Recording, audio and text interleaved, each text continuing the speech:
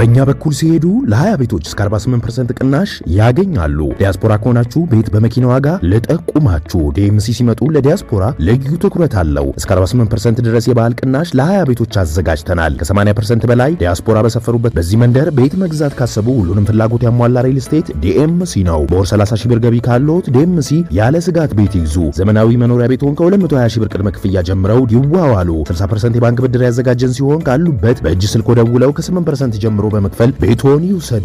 ወዲያው በ3 ቀን ዲኤችኤል ካሉበት ሀገር እናደርሳለን። ከስቱዲዮ እስከ ባለ 4 መኝታ እንዲሁም ቅንጡ የንግድ ሱቆችን አዘጋጅተናል። መንደሩ በ65000 ካሬ ላይ ያረፈ ሲሆን 5 ሊፍቶች፣ 5 የመዋኛ ገንዳ፣ 5 የከርሰ ምድር ውሃ፣ 5 ባካፕ ጄነሬተር አለው። ዘመኑን በዋጀ በአልሙኒየም ፎርምወርክ የግንባታ ጥበብ የሚገነቡ በመሆናቸው በአጭር ጊዜ ማስረከብ ዋና ግባችን ነው። እንደሚከፍሉት መጠን እስከ 35% ተጨማሪ ቅናሽ ተዘጋጅቷል። አስተውሉ። በእኛ በኩል ሲሄዱ ለ20 ቤቶች በስፔሻል ቅናሽ ይስተናገዳሉ። የድርጅቱን ስልክ በ0988 883434 በ0988 885656 ብለው ቢደውሉ መረጃ ያገኛሉ።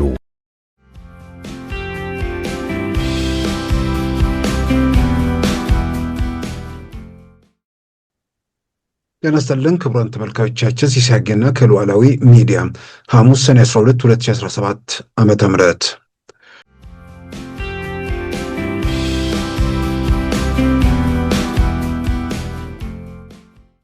አሜሪካም በአፍሪካ ቀንድ ያለውን በተለይ በሶማሊያ ያለውን ችግር ለመፍታት በራሱ አየር ድብደባና የሶማሊያ ወታደሮችን በማስታጠቅና በማሰልጠን ብቻ ችግሩን ልትፈታው ስለማትችል በዚህ ረገድ ኢትዮጵያና ኬንያን በወታደራዊ ድጋፍ ማጠናከር ያስፈልጋል የሚል ምክር ለግሰዋል።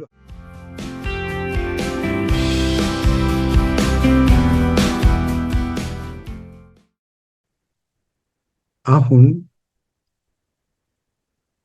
የረበሸውንም የተኮሰውንም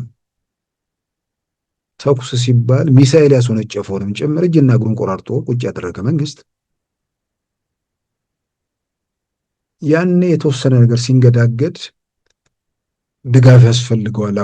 አብረን እኛ ካልቆምን፣ እኛን ካልያዘ፣ እኛን ካልተመረኮዘ መንግስት ሊሆን ስለማይችል የሽግግር የምናምን የግርግር ብንለው ይቀበላል ነበር። አሁን ለምን ይቀበላል? አሁን ሌላ ምዕራፍ ውስጥ ነው።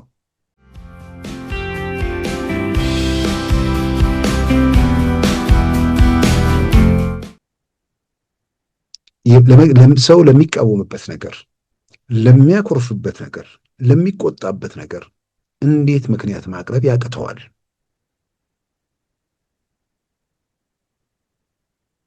አንዳንዴ የሚሉት ሲያጡ የሚደርሱብን የሚናገሩትን ነገር መድገም አልፈልግም።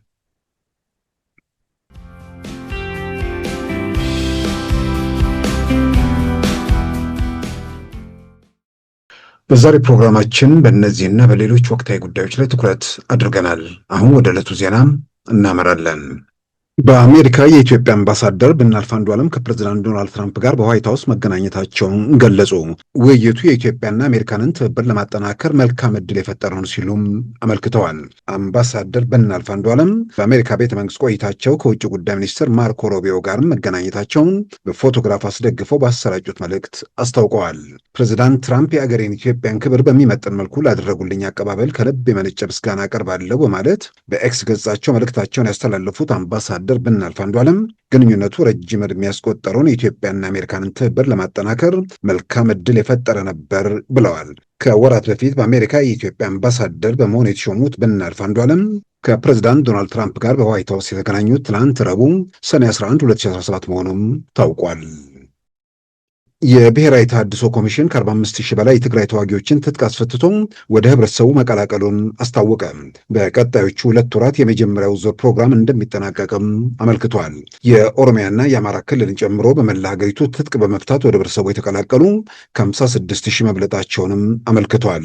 ይህ በእንዲህ እንዳለም አቶ ጌታቸው ረዳ ያቋቋሙት አዲሱ ፓርቲ በትግራይ ውስጥ ተንቀሳቅሶ አባላት እንዲመለምል ምርጫ ቦርድ ለትግራይ ጊዜያዊ አስተዳደር ደብዳቤ ጽፏል። ቦርዱ ከትናንት በስቲያ ማክሰኞ ሰኔ 10 2017 ለትግራይ ጊዜያዊ አስተዳደር በጻፈው ደብዳቤ ዲሞክራሲያዊ ስምረት ትግራይ ባጭሩ ስምረት ግንቦት 18 2017 ጊዜያዊ ፈቃድ ከምርጫ ቦርድ መውሰዱን አስታውሷል። በመሆኑም ፓርቲው በዞን ወረዳም፣ ቀበሌዎችና ከተሞች ተንቀሳቅሶ ምልመላ እንዲያከናውን የትግራይ ጊዜያዊ አስተዳደር አስፈላጊውን ትብብር እንዲያደርግ አሳስቧል። የግብፅ መንግስት ስትራቴጂካዊ የቀይ ባህር ግዛት የሆነውን ራስ ሽኮር ለአንድ ኩባንያ በገንዘብ አሳልፎ መስጠቱን የመካከለኛው ምስራቅ መገናኛ ብዙሃን ዘገቡ። ይህ እርምጃም በህብረተሰቡ ዘንድ የብሔራዊ ደህንነት ስጋት መፍጠሩም ተመልክቷል። በቀይ ባህር ጠረፍ ላይ የሚገኘውንና በነዳጅ ኃይል የበለጸገውን ራስ ሽኮር 174 ስኩዌር ኪሎ ሜትር መሬት እስላሚክ ቦንድ ወይም ሶኮክ ለተባለ ኩባንያ መሰጠቱ ተመልክቷል።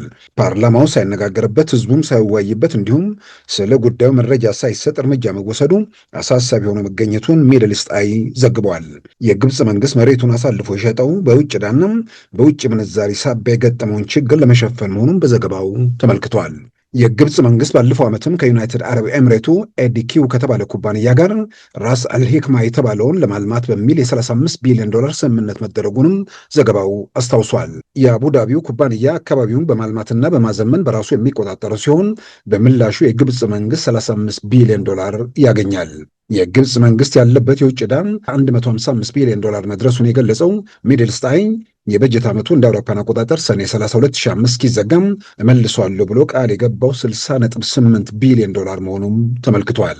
የግብፅ መንግስት መሬቱን ሱኮክ ለተባለው ኩባንያ ሸጠ በሚል የቀረበበትን ክስ በገንዘብ ሚኒስቴር በኩል ያስተባበለ ሲሆን ሽያጭ ሳይሆን በመያዣነት ነው የሰጠ ነው ብሏል።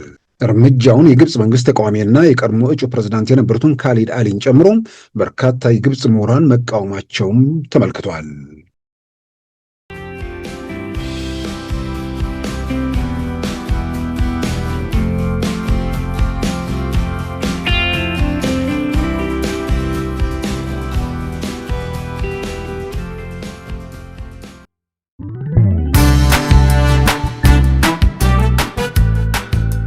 ሉዓላዊ ሚዲያን ይደግፉ።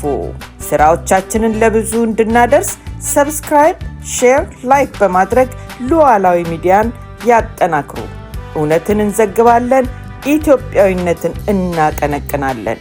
መድረኩ ግን ለሁሉም አመለካከት ክፍት መሆኑን እናረጋግጣለን።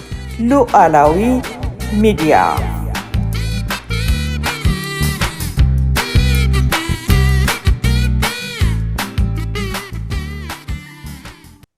የኢትዮጵያው አምባሳደር ብናልፍ አንዱዓለም በትናንትናው ዕለት በዋይት ሃውስ ከአሜሪካው ፕሬዚዳንት ዶናልድ ትራምፕ እንዲሁም ከውጭ ጉዳይ ሚኒስትሩ ማርኮ ሩቢዮ ጋር ተወያይቷል።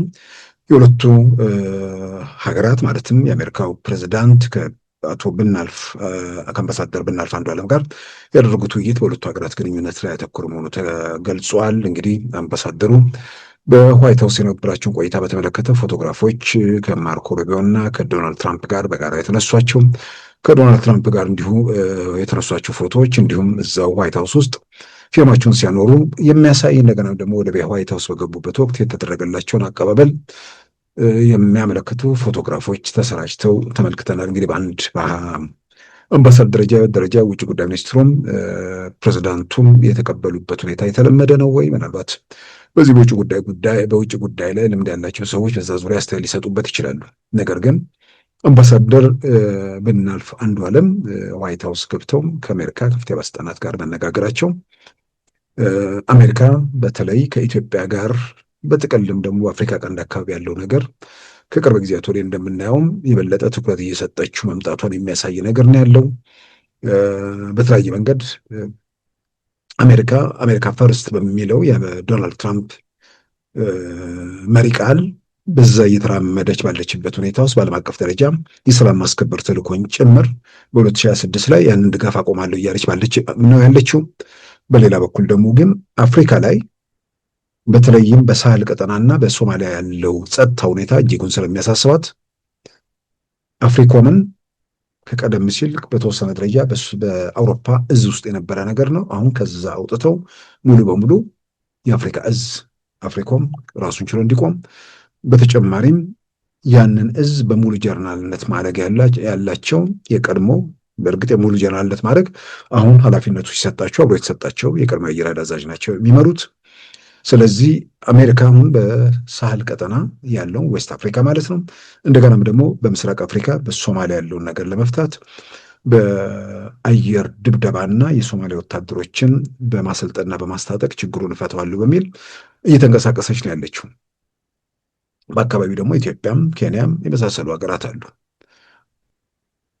አሁን ከዚህ ጋር በተያያዘ ራሱ አሜሪካ እየሄደችበት ያለችው መንገድ በአየር ድብደባና የአሜሪካ የደካማውን የሶማሊያ ወታደር በማስታጠቅና በማሰልጠን ብቻ ችግሩን ለመፍታት አይቻልም። ስለዚህ ኢትዮጵያና ኬንያን በወታደራዊ ድጋፍ ማጠናከር ያስፈልጋል የሚል በአካባቢው ላይ ምርምር የሚያደርጉ ተቋማት ማለትም መቀመጫውን ዋሽንግተን ዲሲ ያደረገው አፍሪካን ሴኩሪቲ ሪሰርች ፕሮጀክት የተባለም ተቋም ዋሽንግተን ዲሲ ነው ያለው። የዛም ዋና ዳይሬክተሩ ዳንኤል ቮልማን ይባላሉ። እሳቸው ከትናንት በስቲያ ባቀረቡት ጽሁፍ አሜሪካም በአፍሪካ ቀንድ ያለውን በተለይ በሶማሊያ ያለውን ችግር ለመፍታት በራሱ አየር ድብደባና የሶማሊያ ወታደሮችን በማስታጠቅና በማሰልጠን ብቻ ችግሩን ልትፈታው ስለማትችል በዚህ ረገድ ኢትዮጵያና ኬንያን በወታደራዊ ድጋፍ ማጠናከር ያስፈልጋል የሚል ምክር ለግሰዋል። በአካባቢው ላይ የታሪካቸውን ዳንኤል ቮልማን ሲታይ በዚህ በአፍሪካ ቀንድ በአጠቃላይ በአፍሪካ ላይ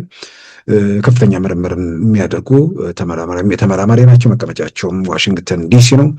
ስለዚህ በዚህ በኩል የሚሰጡ ምክሮች ምናልባት አሜሪካ ጉዳዩን እያጤነችው ከኬንያም ከኢትዮጵያም ጋር በመሆን የአልሻባብን እንቅስቃሴ ለመክታት ለሚደረገው ጥረት እዛ ላይ ትኩረት ሰጥታ ነው ወይ ምናልባት የሚል ከዚሁ ጋር ከሰሞኑ ሁኔታ ጋር እሱን ማያያዝ ይቻላል። በተለይ የጸጥታው ጉዳይ ስለሚያሳስባቸው ኢትዮጵያ ደግሞ ትልቅ ሀገር መሆኗም በአካባቢው ላይ ከእሷ ጋር ያላቸው ግንኙነት መጠናከሩ በብዙ መልኩ እንደሚጠቅማቸውም ለኢትዮጵያም ደግሞ እንደሚጠቅም ያጠራጥር ነገር አይደለም። ስለዚህ የአምባሳደር ብናልፍ አንዱዓለም ቆይታ እንግዲህ በአጠቃላይ በምን ጉዳይ ላይ ያተኮረ ነው? ዝርዝር ጉዳዮቹ ምንድን ናቸው? እንግዲህ ሲውል ሲያድር የሚታይ ምናልባትም ደግሞ በማይገለጹ ነገሮች ሊሆኑ ይችላሉ። ዞሮ ዞሮ ግን አምባሳደር ብናልፍ አንዱዓለም ዋይት ሀውስ ገብተው ከፕሬዚዳንት ዶናልድ ትራምፕ እና ከውጭ ጉዳይ ሚኒስትር ማርኮ ሮቢዮ ጋር መገናኘታቸውን በተመለከተ በማህበራዊ ሚዲያዎች አንዳንድ የሚወጡ ነገሮች ትንሽ ፈገግ አሰኝተውኛል። ያው የኢትዮጵያ ፖለቲካ አሁን ይሄ በመንግስት ወገን ያለው ሀገሩ እንዲረጋጋ ሰላም ተረጋግጦ ችግሮችን በውይይት በምናምን እንዲፈታ የሚፈልገው በሌላ ወገን ከቆመው ጋር ያው ሌላው ይሄ እንትን ያለው ጨርሶ ትዝም የሚለው የለም። ሀገሩ ወደ ተረጋጋ ሁኔታ እየሄደ ነው። ያስፈሪ የነበረ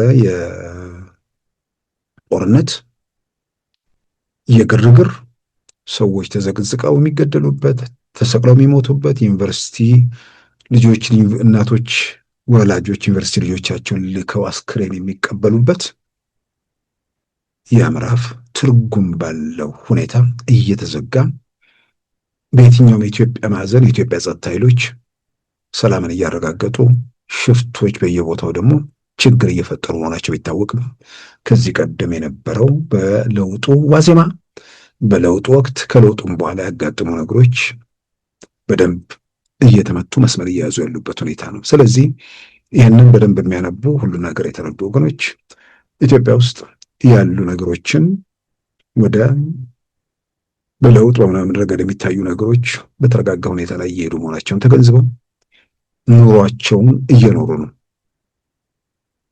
የሚያሳስባቸው የሚያባንናቸው ነገር የለም፣ እየኖሩ ነው።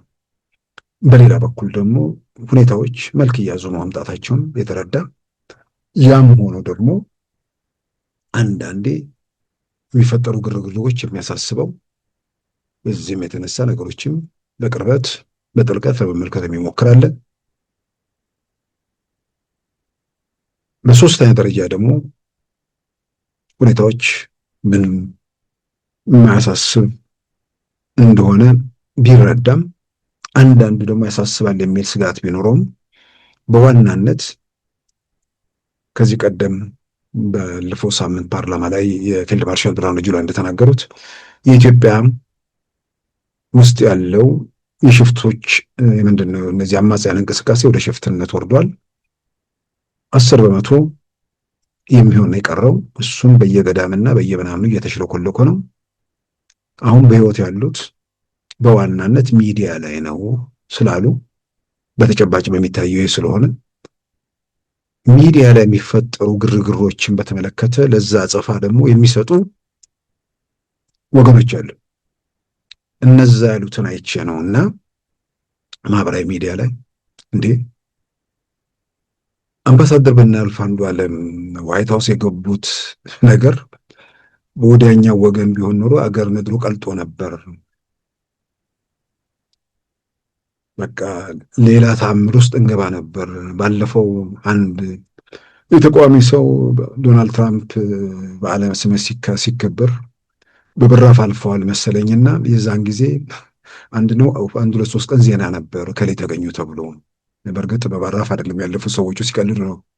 ማንም የሆነ አንድ የምክር ቤት አባል ማን ነው ወደ ዳላስ ምናምን አካባቢ ያለ አንድ የምክር ቤት አባል የሆነ የክልል ምንድን ነው የወረዳ ምክር ቤት አባል የሆነ ሰው በጥሪ መሰረት ይዟቸው ገብቶ ነበር መሰለኝና እዛ ላይ መገኘታቸው ትልቅ ዜና ነበር። አስገራሚ እኮ ነው ኢትዮጵያ ውስጥ አስገራሚ። ያንን የሚያስታውሱ ብዙ ሰዎች ናቸው። እነዚህ ሰዎች እንደ አምባሳደር ብናልፍ አንዱዓለም ከእነሱ ሰው ቤተ መንግስት ገብቶ ቢሆን ኖሮ በቃ አለቀ። እውነታቸውን ከምናየው ከምንሰማው ከምንገነዘበው ብዙ ነገር ሞክሮ ሁሉንም ነገር አጥቶ በጨበጣ የሚንቀሳቀስ ኃይል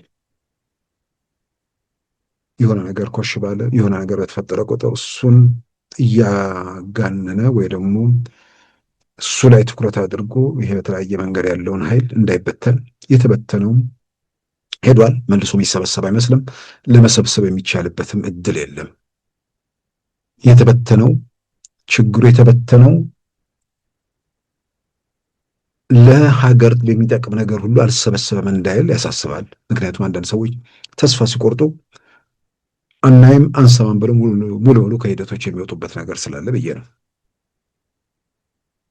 አሁን ይሄ እጃቸው ላይ ያለውን ተስፋ ሲያደርግ ቆይቶ ያው የተንጠባጠበ የተራረፈውን እሱን ከእጃቸው እንዳይወጣ ለማድረግ እንዲህ አይነት ነገር እያደረጉ ነው የቆዩት። ያው እንግዲህ ደግሞ ሰሞኑን ትላንት አንስተነዋል።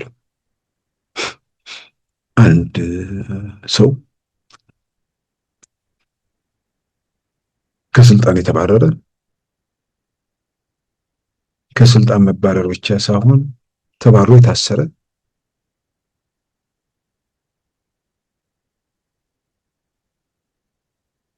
በጊዜ ባለፍንባቸው ሂደቶች በምናውቀው በጣም ስሜታዊ ሆኑ አቶ ታዬ ደንደዓ ማለት ነው። በጣም ስሜታዊ ሰው ነው። ከአንድ ጫፍ ወደ አንድ ጫፍ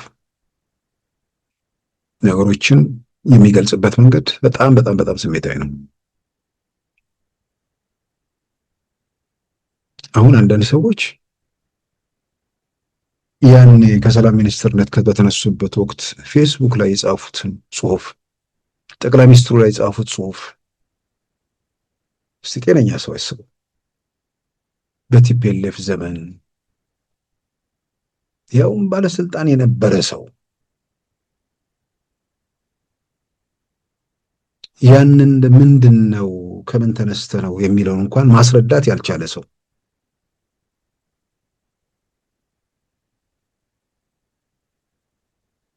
አላስረዳው ምንም ነገር የሚገልጸው ነገር ስለሌለ ነው። ለማስረዳት የሄደበት መንገድ አይተናል። የትግራዩ ጦርነት እኛውም ብለን እኛንን እንትን ያለው ሁለተኛው ጦርነት አማራ ክልል ገብቶ እንትኑን እንዲያጠፋው ነው፣ ፋኖ እንዲያጠፋ ነው። ስረቁ ግን ቀስ እያላችሁ ስረቁ አለን። የኦሮሞ ነጻነት ሰራዊት ተዋጊዎች እነሱ ላይ የተወሰዱ እርምጃዎችን በተመለከተ ሪፖርት ሲቀርብለት ምን በአደባባይ ታደርጉታላችሁ? ዝም ብላችሁ እርምጃ ለምን እየወሰዳችሁባቸው? ዝም ብላችሁ ሚዲያ ላይ ሳይገለጽ አንድ እርምጃ አትወስዱም አሉ። አሁን በእነዚህ ቀናት የብሶተኛው ካምፕ ዋና አርዕስት ናቸው። በጣም በእርግጠኝነት ግን ይሄ ከመበተን የተረፈው ያለው ኃይል የተወሰነ ነገር አሁንስ በዛ የሚል ይመስለኛል። ዝም ብዬ ሳስበው ያስረዱበት መንገድ፣ የገለጹበት መንገድ አንዳንዴ የተወሰነ ነገር ለገበያው እንዲመች ብዥታና ጥርጣሬ እንዳይፈጥር አንዱን ነገር ብቻ ሽጠ ሌላውን ብተው ጥሩ ነው። አንዳንዴ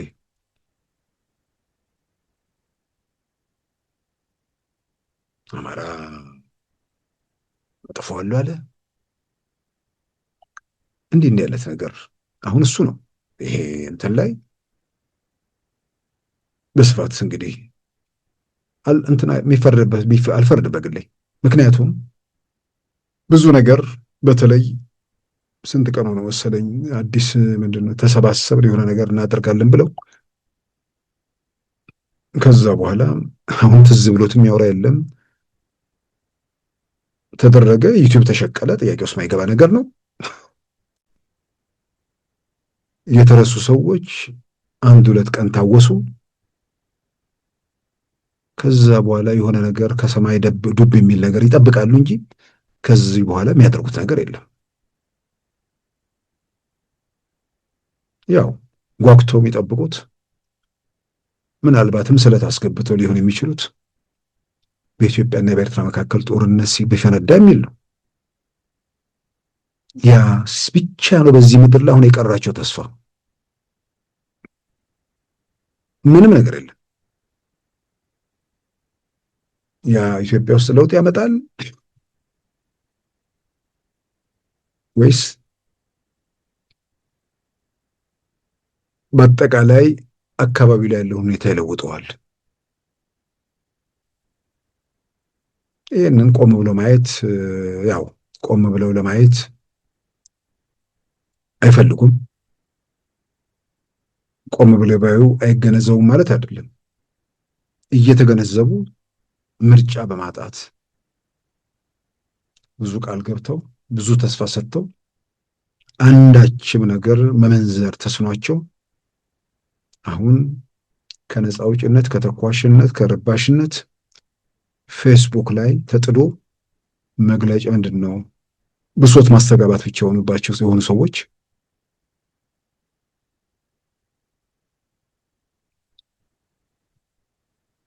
ሰሞኑን ያው እንዳልኩት እንትን ላይ ነው አቶ ታዬ ደንዳ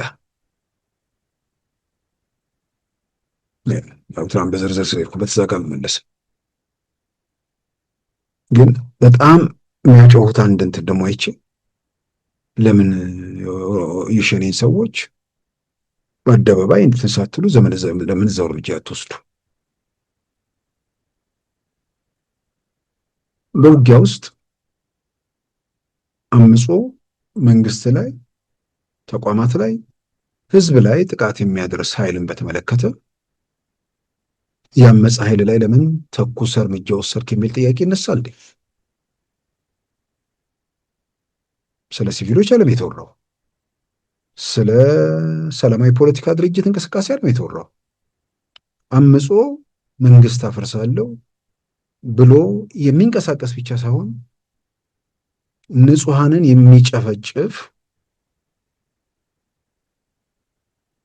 ህፃናትን የሚጨፈጭፍ እናቶችን የሚገድል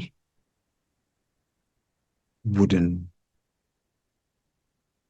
ታጣቂዎች እጅ ሰጥቶ አይደለም ወይ ደግሞ ሌላ ነገር አድርገው አይደለም።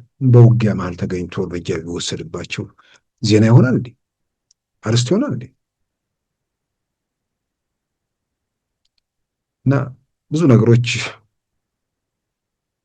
በኋላ በጣም በእርግጠኝነት እንትን የምለው ብዙዎች ነገ የሚያፍሩበት ብቻ ሳይሆን ከምር የሚሸማቀቁበትን ነገር ነው እያደረጉ ያሉት።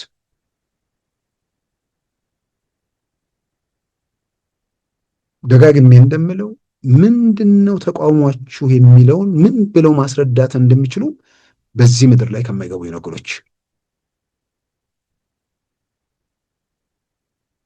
ለዚህ ደግሞ እርግጠኝነት በተለይ ኢትዮጵያ ውስጥ ሄዶ ሰዎችን አነጋግሮ ኩርፊያ ውስጥ ያሉ ቁጣ ውስጥ ያሉ ያወያየ ሰው ከምንም በላይ የበለጠ ይገለጽለታል። ምንም ነገር ምክንያት የለም። ታዲያ ምን ተፈጠረ የሚል ነገር ከመጣ እሱ ላይ ነው ጥናት የሚያስፈልገው።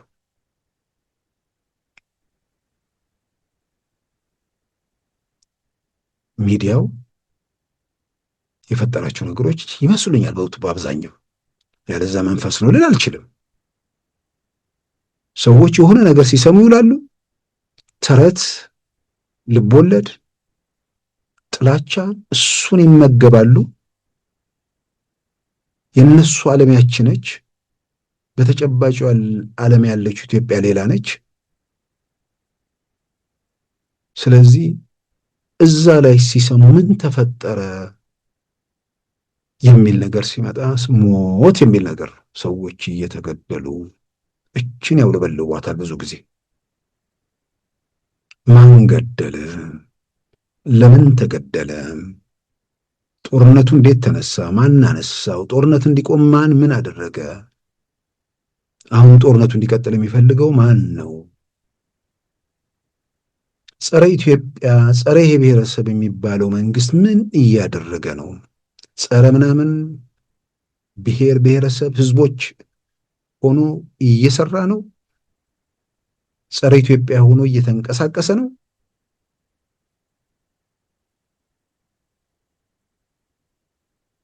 ካዝና እየገለበጠ ነው? ይህንን ነው ጤነኛ የሆነ ሰው ይጸጸታሉ፣ ይገልጸዋል። ጸጸት አይመስለኝም። አንዳንዱ አውቆ ነው ያደረገው። ያፍሩበታል፣ ይሸማቀቁበታል። በእርግጠኝነት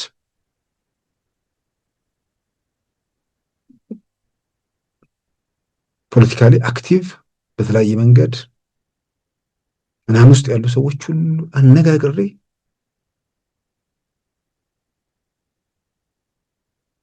ሁልጊዜም ከማንም ፊት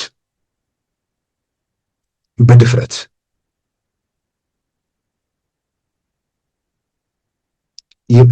ሰው ለሚቃወምበት ነገር፣ ለሚያኮርፍበት ነገር፣ ለሚቆጣበት ነገር እንዴት ምክንያት ማቅረብ ያቅተዋል?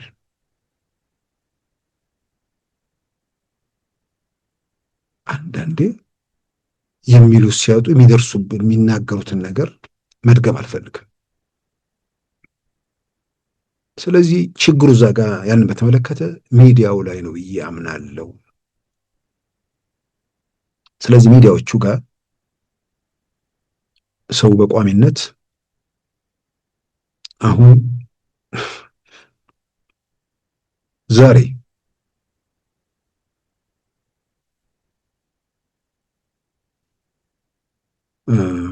የአማራ ክልል ባለስልጣናት ግድያን ዛሬ ላይ ሁሉ ነገር አደባባይ ከወጣ ብቻ አይደለም። ዛሬ የሸፈቱት መንግስት እንጥላለን ያሉት እነ ጀነራል ተፈራ ማሞ በአደባባይ ማን ለምን እንዴት ድርጊቱ እንደፈጸመ ገላልጠው ከተናገሩም በኋላ አሁን ቢያንስ በእርግጠኝነት ሌላ ነገር ማንሳት ይችላሉ። አሁን አቶ ገዱ ከእነርሱ ጋር ተቃዋሚ አይደሉም? ለምን አይጠይቋቸውም? አሁን እሱን ምክንያት አድርጎ ዛሬ ላይ ያን ሊያነሳ የሚሞክር ሰው ያጋጥማል። ሰው ለመቃወም መቃወሚያ አጀንዳ ነው የሚፈለገው ወይስ የመንግስት ድርጊት ተቃውሞ ይቀሰቅስና ያንን መሰረት አድርገን ነው የምትቃወመው? ምን ብዬ ልቃወመው የሚባል ነገር አለ እንዴ? እርግጥ ነው ኢትዮጵያ ውስጥ እያየን ያለነው ምን ብዬ ልቃወመው ነው። ቴክኖሎጂ የሚቃወም አፄ ምኒልክ የገጠማችሁ ፈተና እኮ ዛሬ ነው ጠቅላይ ሚኒስትሩ እንደገና ገጠማችሁ። የሰይጣን ስራ ነው የሚሉ ያው ወደ ንጉሱ ወደፊት ሲሄዱ ወደኋላ የሚመለሱ ወይ ደግሞ ዘመኑ ላይ መድረስ ያቃታቸው ሁሉን እያወገዙ እየተቃወሙ ያው አንዳንድ ሰዎች በተፈጥሯቸው አርቆ ማየት ብዙ ነገሮችን አሻግሮ መቃኘት ለሀገርም ለሕዝብም ያሉ ቁጭት ተጨምሮበት ሁሉንም ዘመናዊ የሚባል ነገር በማይታሰብና በማይሞክርበት ዘመን ሲያመጡ ከውስጥ የገጠማቸው የሰይጣን ነው የሚለው ነገር ነበር ትልቁ ፈተና። አሁን የሰይጣን ነው የሚል የለም፣ ግን የሰይጣን ነው ከሚሉት ባልተናነሰ ሁሉን ነገር ምን ያደርጋል?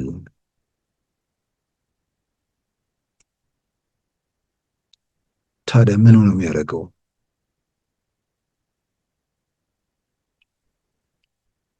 ዳቦ ብቻ ወይ ደግሞ ምግብ ብቻ ያስፈልጋል የሚል ነገርም ካለ ያንን በተመለከተ በማያጠራጥር መንገድ በማያጠራጥር ምለው የመንግስት የሚናገረው ምናምን ብል እንዳለው ስዬ አይደለም። ኢትዮጵያ ማንም ሰው ወጥቶ ጨረታዎችን ይመልከት። በቀደሙት ዓመታት ጠቅላይ ሚኒስትር አብይ ወደ ስልጣን ከመምጣታቸው በፊት በነበሩ ዓመታትና እርሳቸው የተወሰኑ 2-3 ዓመት ድረስ ጨረታ ታወጣለች ኢትዮጵያ ስንዴ ለመግዛት በቢሊዮን ብር ዶላር። ስለዚህ ጨረታው ቀረ። ስንዴ እየተመረተ ነው በተርፍ በተጨማሪ የበጋ ጭምር ተደርጎ እና አንድ መንግስት በእርሻውም በቴክኖሎጂውም በውትድርናውም ከአቅማችን አንጻር በማይጠበቀው እንደውም ከቴክኖሎጂውም በኤአይም እዛ ውስጥ ኢትዮጵያ ሚናዋ ወይ ደግሞ ዓለም ወደ ደረሰበት በከፍተኛ ፍጥነት እየተንደረደረች መሆኗን የሚያሳዩ ነገሮች እያየን እየተገነዘብን እየዳሰስን ነው። ይህንን ግን የሚቃወሙ ሰዎች ራሳቸውን መጠየቅ ነው ያለባቸው። ከምር ራሳቸውን መመርመር ነው የሚገባቸው።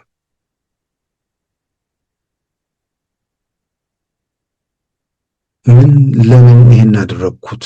ተቃውሞ አንድ ሰው ሲቃወም ለተቃውሞ መነሻ ሰው ለማስጮህ ሰው ለማስቆጣት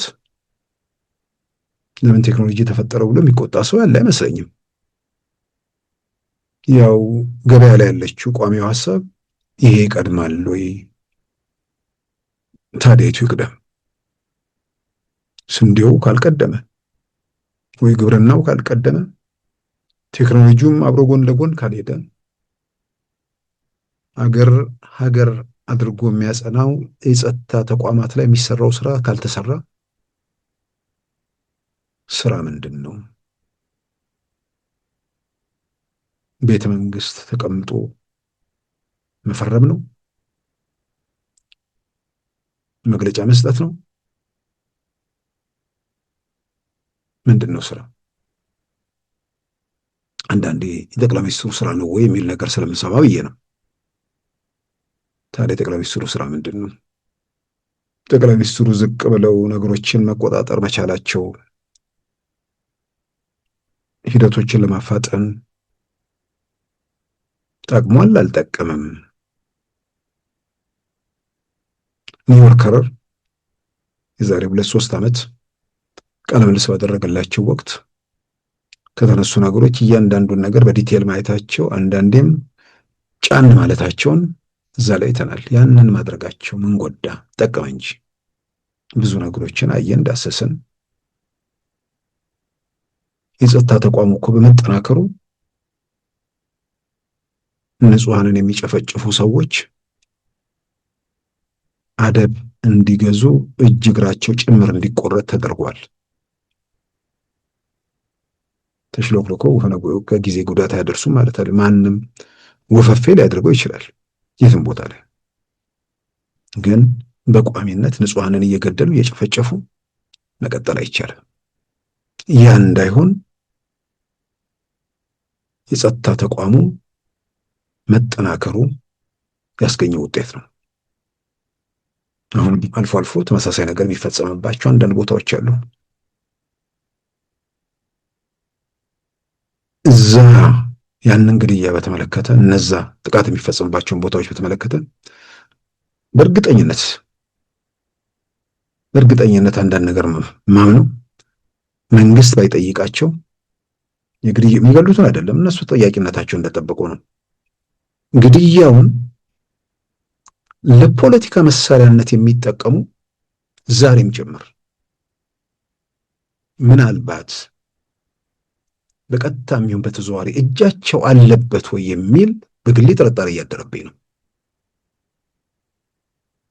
ያ ካልሆነ ደግሞ የአረመኔነታቸውን ጥግ ነው የሚያሳየው። በንጹሐን ሞት፣ በንጹሐን ሰቆቃ ወዲያውን የፖለቲካ መልእክት ማስተላለፍ ድርጊቱ እንዴት ለምን ሊፈጠር እንደሚችል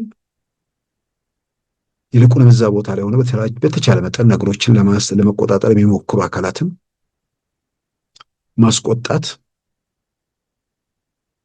ምን ተፈልጎ ነው? ግቡ ምንድን ነው? በቋሚነት በማንነት ሲፈጸም የነበረው ጥቃቱን ሲፈጸም የነበረው ብቻ ሳይሆን ሙሾ አውራጆቹ በዛ ውስጥ ያላቸው ሚና የትኩስ ሬሳ ፎቶ፣ ቪዲዮ እየተቀረጸ ሲለቀቅ የነበረው እርስ በርስ ካልተደጋገፉ በጋራ አጥቂና ሙሾ አውራጅ ካልተባበሩ ያ እንዴት ሊሆን ይችላል? ብዙ የሚገለጡ አደባባይ የሚወጡ ነገሮች ይኖራሉ። ይገለጣል፣ አደባባይ ወጣል ብቻ ሳይሆን የንጹሐን ደመ ከልብ ሆኖ አይቀርም።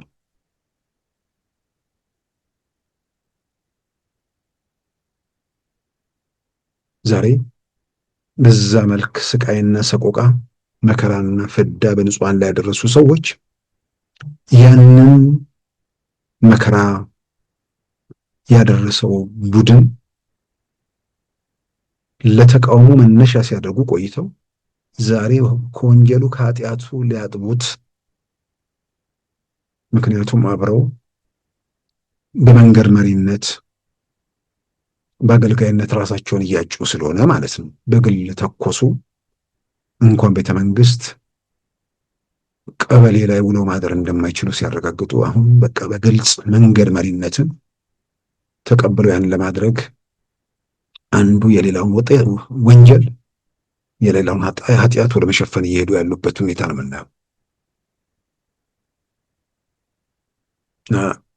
ከዚህ የዚህ ግርግር የምናምን ምዕራፍ ትርጉም ባለው ሁኔታ እየተዘጋ መሆኑን ወደደም ጠላን አይኑን የሚገልጽ ሰው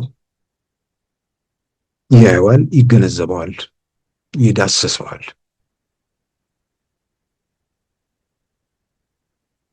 አሁንም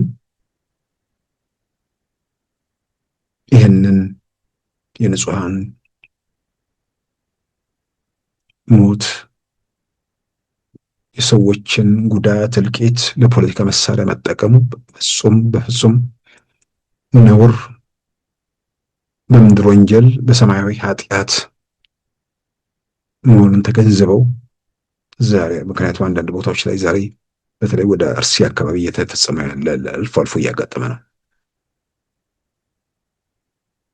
እዛ ጋር ድርጊቱን የሚፈጽሙት ብቻ ሳይሆን ድርጊቱን የሚያጫውጩ ወገኖችም ይህንን ቆም ብለው ቢመረምሩ ጥሩ ይመስለኛል። ለችግር መፍትሄ ፍለጋ እዛ ውስጥ ፖለቲካ መኖር የለበትም።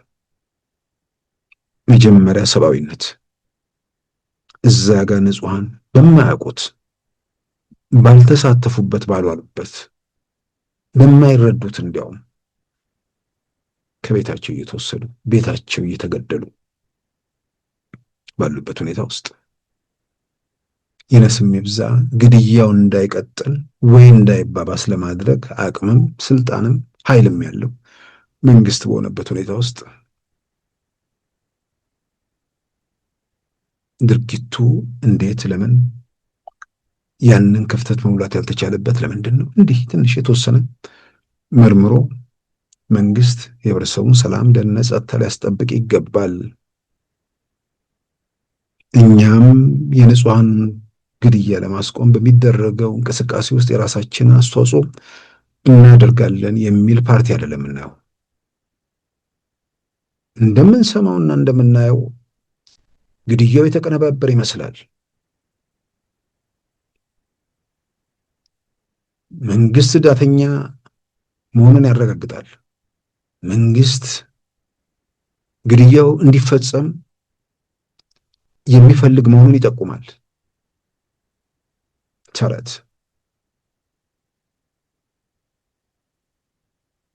በተረት ውስጥ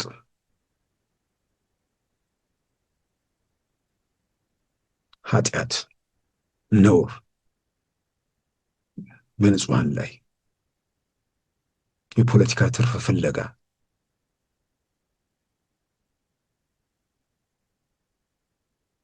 እንደነዚህ አይነት ፓርቲዎች ናቸው አሁን ኢትዮጵያ ውስጥ አሁን ያለውን ገዢ ፓርቲ ተፎካክረው መንግስት ነው የሚሆኑት።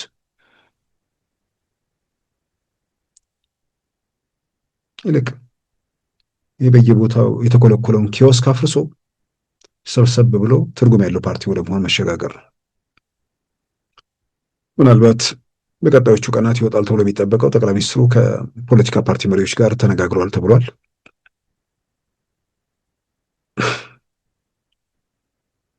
ተነጋግሮ ኢትዮጵያ ውስጥ ችግርን ስለመፍታት የፖለቲካ ምህዳር ላይ ችግር ካለ፣ በሰብአዊ መብት ጉዳይ ላይ ችግር ካለ፣ በአጠቃላይ በሀገራዊ ጉዳይ ላይ ችግር ካለ ችግሮቹን መሰረት አድርጎ መንግስት በኩል ያሉ ጉድለቶችን፣ በመንግስት በኩል ያሉ ክፍተቶችን፣ በሌላም በኩል ሌላ ወገን ያለውን በተመሳሳይ እሱን መሰረት አድርጎ መፍትሄ እንዴት ይምጣም የሚል አጠቃላይ መፍትሄን መሰረት ያደረገ ውይይት እንዲደረግ፣ በሌላም በኩል መንግስት የሚያደርገው ውይይት ለታይታ አለመሆኑን በዛ መልክ መድረኩ ላይ ተገኝቶ በመድረኩ አስተዋጽኦ ማድረግ ተገቢ ነው። በቋሚነት አንሳተፍ የሚሉ አሉ። እኔ እንደነሱ የሚገርመኝ ፓርቲ የለም። ለምን እንደማትሳተፉት ኦፌኮና ኦነግ ለምን እንደማትሳተፉት? የይስሙላ ነው።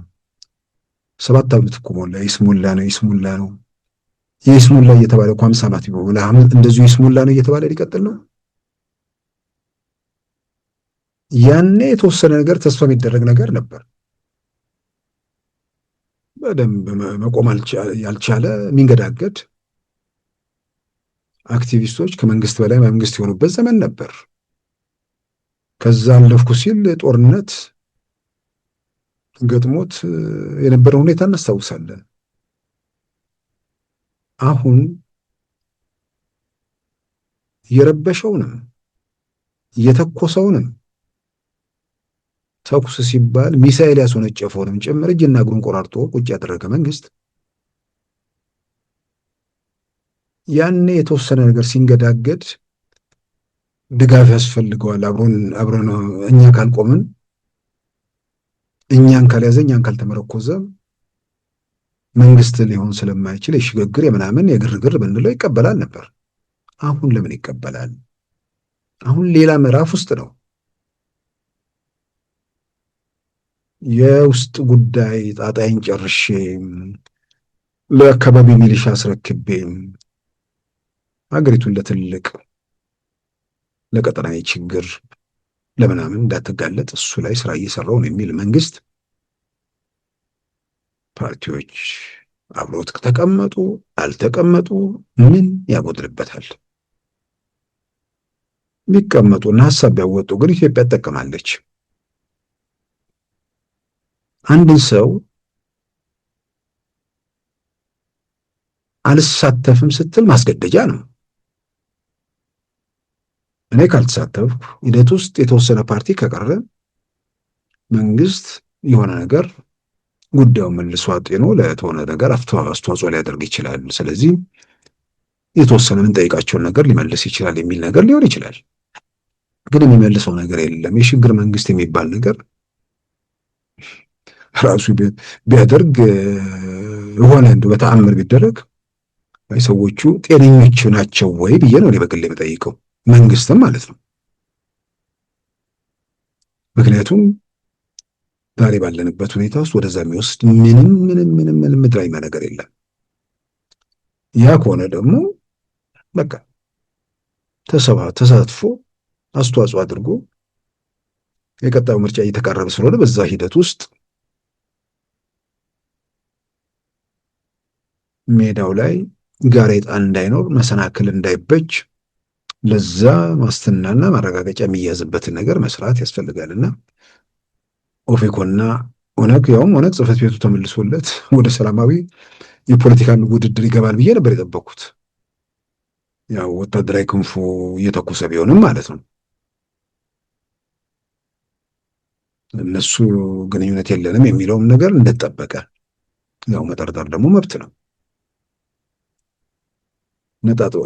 ነጠብጣቦቹን ገጣጥሞ ያው ስዕሉ በደንብ ሲታይ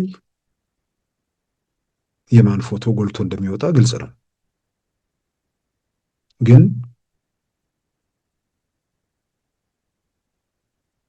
እንደ ሽንፈት መጥፎ ነገር የለም።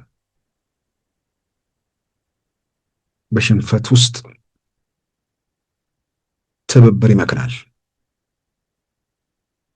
በተወሰነ ደረጃ የሚጠቃቀሱ የሚደጋገፉ፣ በቃ ሽንፈት ሲመጣ ደስ የምትል አባባል አለች። ድህነት በበር ሲገባ ፍቅር በመስኮት ይወጣል የሚባል።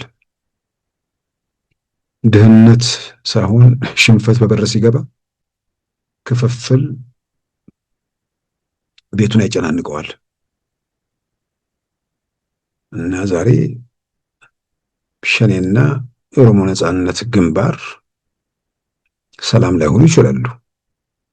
ምክንያቱም ሁሉ ነገር ከእጅ ከወጣ በኋላ ደርስበታል ያልከው ነገር ሁሉ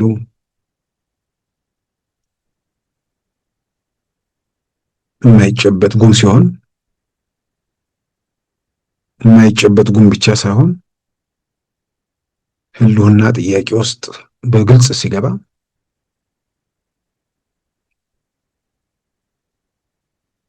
እንደዛ አይነት ስሜት ውስጥ መገባቱ የሚጠበቅ ነገር ነው። ስለዚህ ተሳትፎ የራስን አስተዋጽኦ በማድረግ ከእውነታው ጋር አስማምቶ መሄዱ በብዙ መልኩ ይጠቅማል። ከዛ ውጭ ስብሰባ ተረግጦ ተወጣ የሚባል ኢህአፓ የሚባል ፓርቲ በተወሰነ ደረጃ ጥያቄ ምንድን ነው ሲሰጥ ተራ አልደረሰኝም፣ ስለዚህ ካልጠየቅኩ እወጣለሁ የሚል ኦኬ፣ ካልጠየቅኩ ምን አደርጋለሁ የሚለው ጥሩ ነው። ግን አንተ የጠየቅከው ብቻ ሳይሆን የሌላውም ጥያቄ አንተንም ይመለከታል።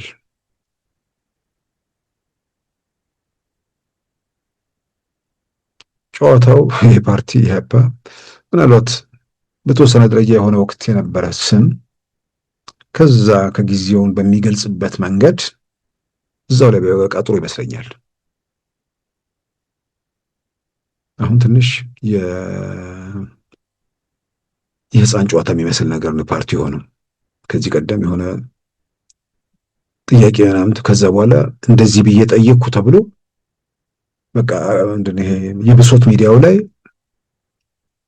መደወል ተጀመረ። ያው በቃ መልእክት ተላከ፣ ኢንተርቪው አድርጉኝ ነው። አሁን ደግሞ ስብሰባ ረገጥን ተብሎ በየቦታው ተላከ። ረገጣችሁ፣ እሺ፣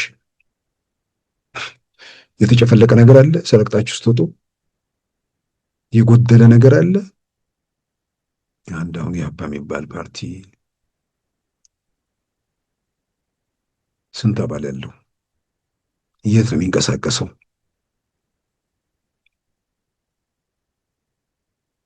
ይልቅ የቀድሞውን ስም ከነ ክፍተቱም ከነ ጉድለቱም ከነ በጎ ነገሩም ለዛ ዘመን ትቶ አሁን አንዳንዴ ኢህአፓ በዛ ዘመን ውስጥ ያው የገዘፈ ስም አለው። በገዘፈ ስም ውስጥ ደግሞ በደረሰው ጉዳት ውስጥም በተጠያቂነት የሚነሳ ኃይል ነው።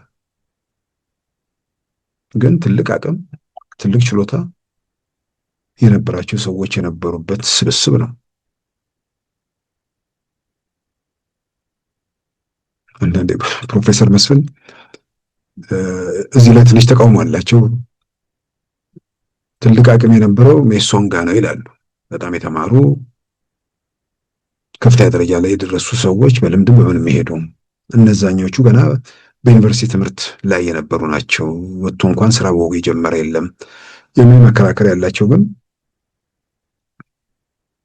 በማናቸው መመዘኛ ዛሬ ከምናየው ጋር ደግሞ ስናነጻጽር በፍጹም በጣም ትልልቅ ሰዎች ነበሩ። ማለትም አስተሳሰባቸው ውስጥ ሶሻሊዝሙ የፈጠረው ደግሞ ክፍተትና ጉድለት በተወሰነ ደረጃ ጭካኔውን የዛ ውጤት ይመስለኛል። እና ያንን የተወሰነ ነገር የገዘፈ ስም ስብስብ አረገጥን ይህንን ብለን ጠየቅን የሚል ስብስብ ውስጥ ሄዶ መውደቁ በዛ ሂደቱ ስላለፉ ሰዎችም በተወሰነ ደረጃ ምቾት የሚሰጣቸው አይመስለኝም። የኢትዮጵያ ብሔራዊ ምርጫ ቦርድ ራሱ ያልገባኝ ኢሰፓ የሚባል ስም የደርግ ፓርቲ ማለት ነው አይቻልም ብሎ ኢህአፓን የሰጠበት ምክንያት እርግጥ ነው ኢሰፓ በአዋጅ ስለተሻረን የሚል ነገር መጥቷል። አንዳንድ ግምት ውስጥ መግባት ያለባቸው ነገሮች አሉ። አሁን እንደገና ሜሶን ተብሎ የሚመጣ ፓርቲ አሁን ከሜሶን ጋር ምንም ግንኙነት የሌላቸው ሰዎች ሜሶን ብለው የሚመጡ ሜሶን ሊሆኑ ነው። ምናልባት እንዲህ አይነት ነገር ላይ ግምት ውስጥ የሚገቡ ነገሮች ቢኖሩ ጥሩ ነው። ትንሽ ኢትዮጵያ ውስጥ አሁን የሀሳብ ትግል ነው ያስፈልገው።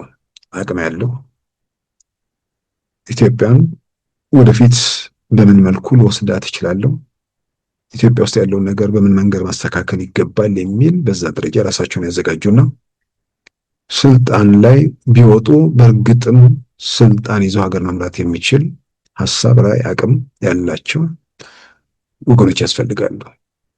ይህ የግርግር የጫጫታ ፖለቲካ ከዚህ በኋላ ብዙ ዋጋ ያለው አይመስለኝም። አሁን ለብዙ በተለይ ለህብረ ብሔር ድርጅቶቹ ከባድ የሆነባቸው እስከምረዳው እስከማውቀው ድሮ የነበረው መንግስት በቃ ብሔረሰቦች ምናምን የሆነ መንደር ውስጥ የሚርመጠመጥ ስለነበር ኢትዮጵያ የሚል ድምፅ ይዘ ተቃዋሚ ኮንክ ደጋፊ ብዙ ነው። አሁን ብዙ ደግሞ ብሔረሰቦች ሆነ እንጂ እና እንደ ጊዜና እንደ ሁኔታው ዛሬ ትላንት ምን አይነት ሁኔታ ይፈቅድ ነበር ይመች ነበር ወይ ደግሞ ያዋጣ ነበር ዛሬ ሴትኛው ይበጃል የሚለውን ነገር ሁሉ መሰረት አድርጎ እንትን ማለት ምናልባት እኔ ሌሎችም ወጣቶች የገባቸው ትላንቱ ላይ ከትላንት ኮተት ጋር ያልተጣበቁ በየፓርቲ ውስጥ እያመጡ እነሱንም ወደ ሂደቱ ማስገባት በሂደትም ደግሞ እንደዚህ አይነት የወጣቶች ፓርቲ ከዛ ከምንድነው ከቀዝቃዛው ጦርነት ማክተምና ከሶሻሊዝሙ ካምፕ መመታት በኋላ ፖለቲካን አይን የተገለጠላቸው ደግሞ ከዛን ጊዜ ጀምሮ ወደ ፖለቲካው ዓለም ወይ ደግሞ ወደ ዓለምን በደንብ መረዳት የቻሉ ሰዎች ከዛኛው ኮተት ጋር ራሳቸውን ያላጣበቁ እነሱ ወደ ፖለቲካ ሂደቱ ቢመጡ በተለይም ደግሞ ዘመኑ የቴክኖሎጂ ነው። የቴክኖሎጂ ብቻ ሳይሆን ደግሞ በዚህ በሰፈር በመንደር ምናምን ፍቅር ደግሞ ያልወደቁ እንዲህ አይነት ሰዎች በጣም ለኢትዮጵያ ያስፈልጓታል። ፖለቲካው ወደዛ ወደ መዘመን አለበት። ከጫጫታ ከግርግር ከሰፈር ምናምን ነገር ወጥቶ በሀገራዊ ህልም በተጨበጠ በሚዳሰስ የፖለቲካ ፕሮግራም በተግባር እንቅስቃሴዎች የሚመነዘሩ ስራዎችን የሚሰሩ ፓርቲዎች ለኢትዮጵያ ያስፈልጓታል። ሌሎቹ ጥሩ ነው፣ ለጨዋታው ድምቀትም ጥሩ ነው። ስብሰባ ረገጥኩኝ ምናምን ሲባል አንዳንዴ ወደፊትም የምርጫ ክርክር ወቅት እንዲህ አይነት ነገር ለሙቀቱ ሊፈጥሩ እንትን ይችላሉ፣ ያደምቁት ይሆናል። ግን ወንበር ያገኙበታል አላውቅም። እና የሰከነ ፖለቲካ ውስጥ መግባቱ በዛ መንገድ ራስን ማዘጋጀት በብዙ መልኩ ይጠቅማል ብዬ አምናለሁ። ክቡራን ተመልካቾቻችን የዛሬ ሐሙስ ሰኔ 12 2017 ፕሮግራማችን በዚሁ ተጠናቋል። ጤና ይስጥልን።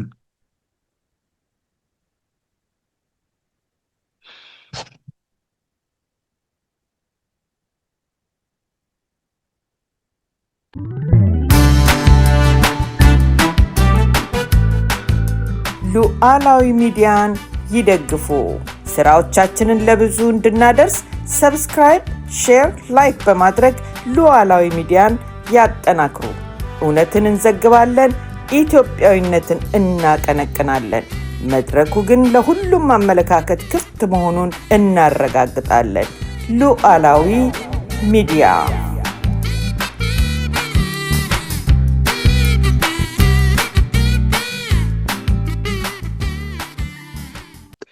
የዛሬ ሐሙስ ሰኔ 12 2017 ፕሮግራማችን በዚሁ ተጠናቀቀ። ጤና ይስጥልን።